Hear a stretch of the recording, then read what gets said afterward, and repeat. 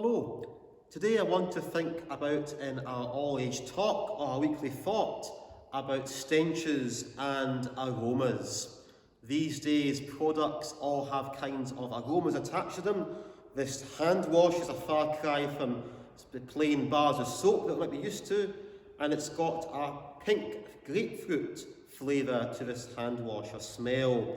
And then I've got this kind of smell diffuser which gives fragrance around the house. I quite like this one because it has lavender in it, which apparently keeps the spiders at bay. And I also have some fabric conditioner here, and this has got a summer fragrance to it. And here in Alloa, there is not many places open at this time. However, we find that there is the aroma from the takeaways, from the chippy, from the Chinese, and even the Indian just along from the church here in Drysdale Street. And of course, at this time, with Greggs being temporarily shut, we don't have that aroma of baked goods from Greggs, but Baines the Bakers is still here. And of course, there are other shops in Alloa too that sell things. Indeed, other products are available as well. But what does the Bible say about us and our stenches and our smells? Now, we're not supposed to go and start sniffing out our armpits and seeing how we smell. But in 2 Corinthians chapter 2, verse 15, the scriptures say, "For we are to be to God the pleasing aroma of Christ among those who are being saved and those who are perishing."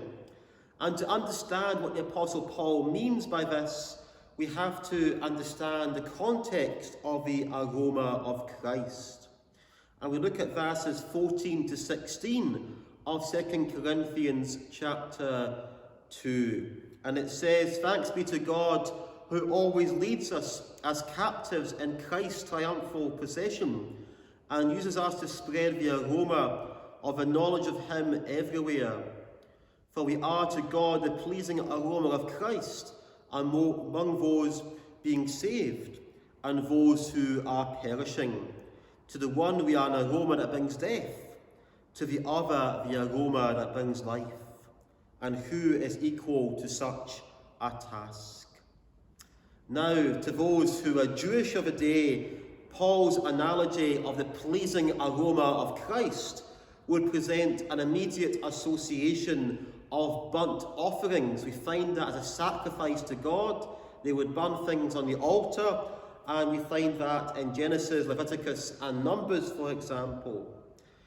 But for the Gentiles too, they burned incense as an offering to the gods. But Paul has got a more specific example in mind.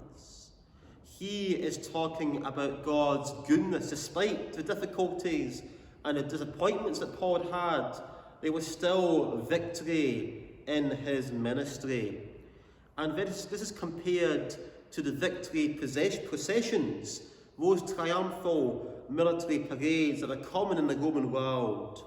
And these parades were great for those who were winning, and for those who had been conquered, it was not such a good thing at all. And during these Roman processions, they had garlands of flowers, incense was burned. It was a place full of aromas. Wonderful aromas to those on the winning side, but horrible stenches of death to those who had been defeated. What else does this mean? What's it mean to have these aromas? There's also another analogy found here.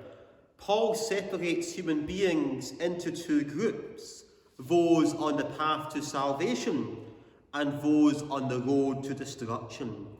The aroma was spread everywhere by evangelism, by telling people of God's good plan for them in Jesus Christ and salvation. And Christians who spread this gospel are like God's victorious army, telling them of liberation to the captives of sin. And believers are like the aroma of fragrance that was spread in these victorious processions. Both the victors and those perishing would be smelling the aroma, but would have very different meanings to both groups. For the victorious, it would be that of joy and triumph, but to prisoners of war, it would be associated with defeat, slavery, and death. And this brilliant metaphor of the aroma contrasts those who are Christians and those who are not Christians. We're either one or the other. There's no in-between ground. Either we accept Jesus or we reject him. To non-Christians, to those on the road to destruction, believers who preach the gospel spreads the spread of death, the aroma of death, because it's telling people what we don't like to hear about themselves. But to those who are hearing it, who are Christians, to those on the path to salvation, it produces that fragrance of life. And here we have to think about, what kind of person are we? Are we smelling the aroma of death? And we have to get right with God and understand that these harsh truths are for our good and for our salvation and from our freedom of sin? Or is these aromas that we're smelling good news for us because it reminds us of what Jesus has done in our lives? And it is a command for us too, those who are Christians. It is stirring us up. What kind of aroma are we? Are we spreading our wonderful aromas around?